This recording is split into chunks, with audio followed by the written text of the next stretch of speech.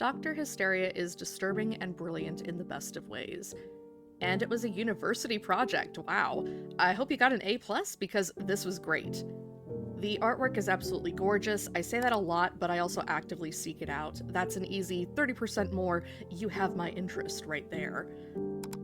The trigger warnings are serious on this. I will not post the video when I played this. I was shocked, I was appalled, I cried, it was gross, but I'm going to talk about it.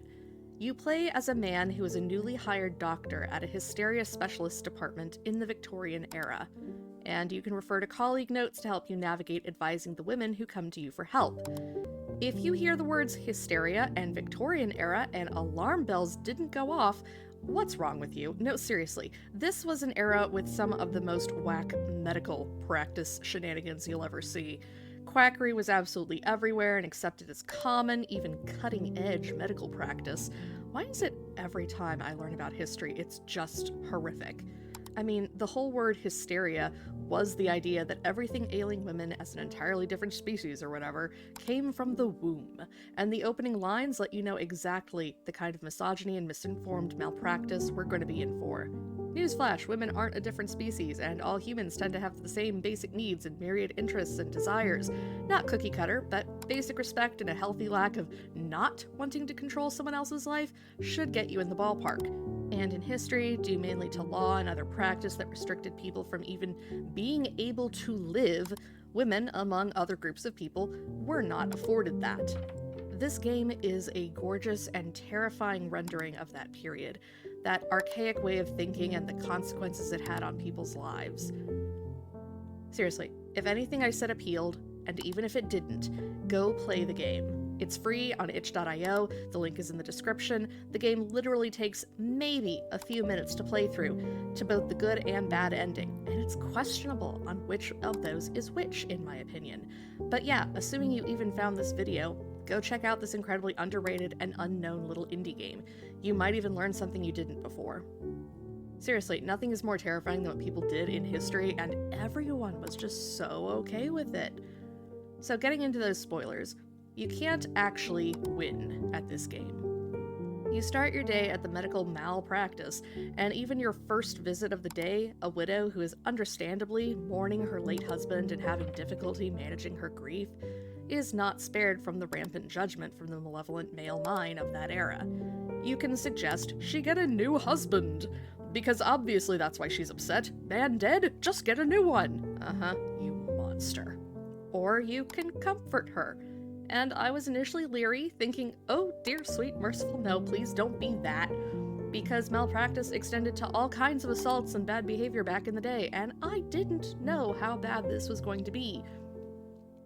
It was pretty bad, but not in this case. You are always presented with two options, either proffering your patient the malignant purports of the day, or choosing the more contemporary, benign, and humane option. Comforting the widow means telling her that her grief is normal and encouraging her to rely on any friends she might have to help lift her spirits. The women themselves are always surprised and grateful for being shown basic human compassion and decency, and for a couple cases at least, it seems to work out for the patient. However, most of the cases, there is no right answer, because the problem is bigger than you or your individual humanity. The wife suffocating in her corset is literally suffering as a result of control inflicted by her husband in society, and she goes along because that's just the way of it. She's meat, nothing more. Even if you tell her it's okay to not wear the corset so she won't suffer anymore, she's disparaged by society as a result, and her husband, only interested in her when she had the tiny corset waist, is planning to leave her. There is no good outcome. If only she could have had gainful employment and owned her own home, and for her survival didn't depend on... Oh yeah, that's a big problem. Similar case for a sex worker who comes in for pain down below. No one wants to check and just says, venereal disease, send her to the ward. Basically a prison with conditions so miserable that it's implied she takes her own life there. If you do examine her and diagnose the actual injury as a result of rough treatment from her clients, it also does very little good. While she is grateful to have been treated as a human being for once, she doesn't have any other way to live. Remember, women, especially if they weren't lucky enough to be educated, couldn't have normal jobs to make money, and they couldn't own property. And House of Elliot perfectly illustrates the perfunctory way men casually took advantage of women's finances even when they tried to start businesses. It's just rough all around. Even if you treat her right, she has to go back to her job. She gets more injuries. It's tragic, and that's just life. Never mind the poor, awful case of the girl who had the gall to have hot and heavy fun times by herself, which her family deemed inappropriate. And until she's married, yeah, she's stuck in that house. Even if you explain that it's fine and normal, her parents didn't get the memo, and when they catch her again, it's all over. Whether you do the damage yourself or not, this girl is going to be mutilated for just doing basic human self-pleasure and exploration. If it isn't apparent how pervasive this horror was in society at large during this time, though, the endings really drive it home.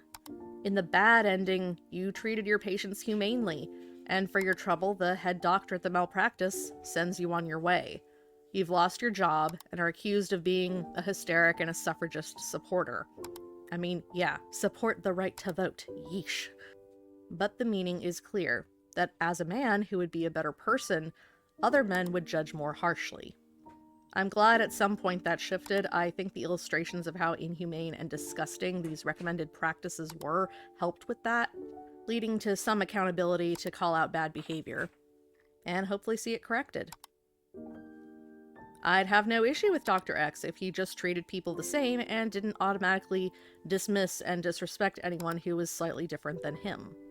So of course, in the good end, you made sure that absolutely every patient went away miserable and worse than when they stepped into your office.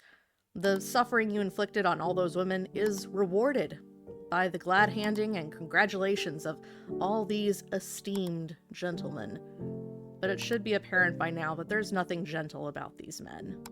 Even if it's harder, I would walk away from that malpractice. I think this game really shines as a potential call to action. I wish there was an option to argue with some of these guys and how they reconcile what they say with how much harm it causes. It's one thing to be a decent person, but so many problems are so much larger than that. That's most of them. All of them. I prefer the bad end. I like to think maybe the young man was able to hang his shingle and start his own hysteria practice, and when at least some of his female patients came away better for it, maybe eventually it would catch on in the malignant medical community as well, that, hey, this guy's onto something with healthier and happier patients. If not, at least the 1 to 2, that's more than 0 at all the other places. Overall, fun was the wrong word to describe this, but it left a big impact with only a few minutes of gameplay. Be decent, do good. It'll have to be enough, and maybe in the future there will be more who do the same. It's important. There's a lot more that goes into this topic I haven't brushed on, but I'm sure there's better sources for real historic accounts and history and review and the mass changes to the medical system and practice, even within the last 40 years, 10 years. But I just wanted to talk about this little game. That's all I got in my brain. Thanks so much for watching, listening, and everything. I hope to see you next time. Bye!